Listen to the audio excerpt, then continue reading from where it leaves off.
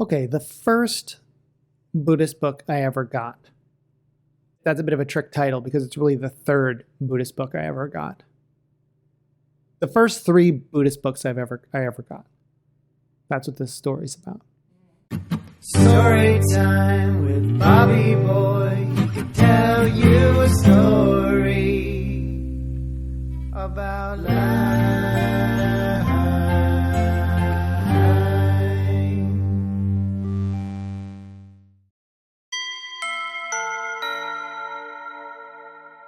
I honestly have no idea how I got interested in Buddhism as a 15-year-old, but I did.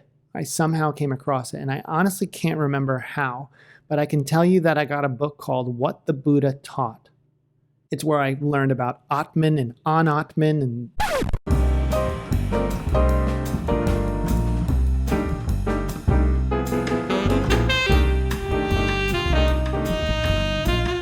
and I was like, well, the Buddhists don't believe in a soul. I couldn't believe it. The Buddhists don't believe in a soul. They believe in nothing. They're nihilists. That's not what the book says, but that was part of what I got from that. And that book, I realized this is awesome. I'm also into that. I'm also into not the soul. The second book I got was the book called Being Peace by one Mr. His Holiness Thich Nhat Hanh. Being Peace was a beautiful, very simple book. Smiling. I remember reading about smiling, that smiling settles your nerves. Thanking the body for going to the bathroom.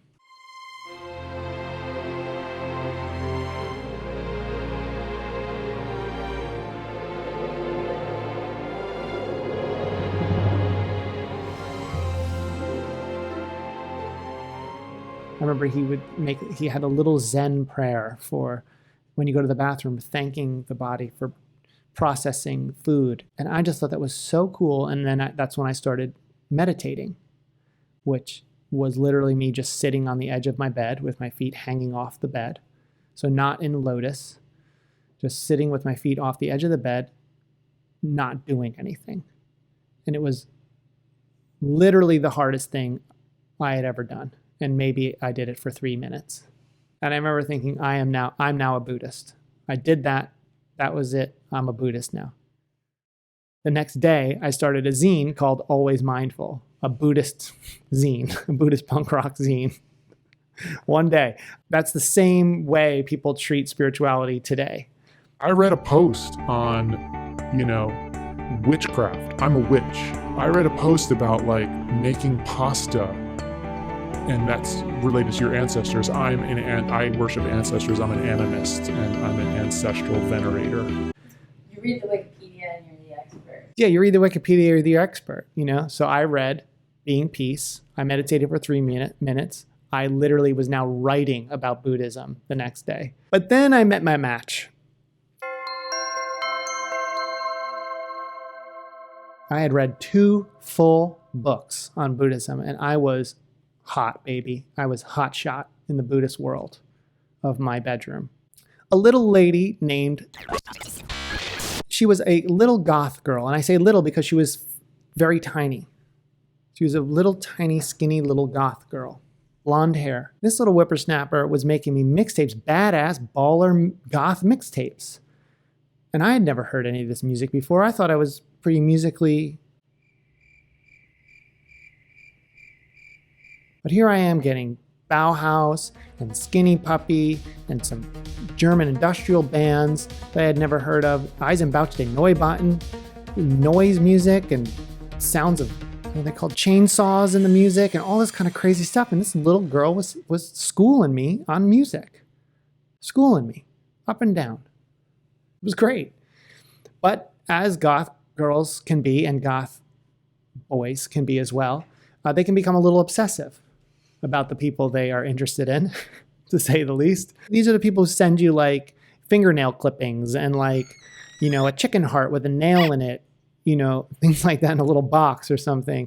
It got a little too close. And she gave me my 3rd Buddhist book as a gift because say what you will about goth kids being a little bit obsessive, they pay attention. They pay attention to what you're into. So she got me a Buddhist book because she knew I was interested in Buddhism. And she got me The Myth of Freedom by Chogyam Trungpa. And to this day, it's my favorite, one of my favorite spiritual books of all time, let alone just book on Buddhism. But I think it's the most significant text on the spiritual predicament of the Westerner because it deals with spiritual materialism.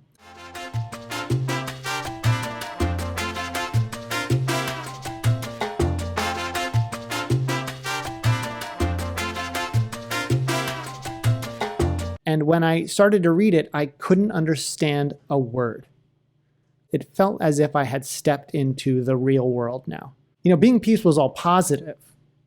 Myth of Freedom was like, you're full of shit and you don't even know it. And that's the worst part. And I was like, what?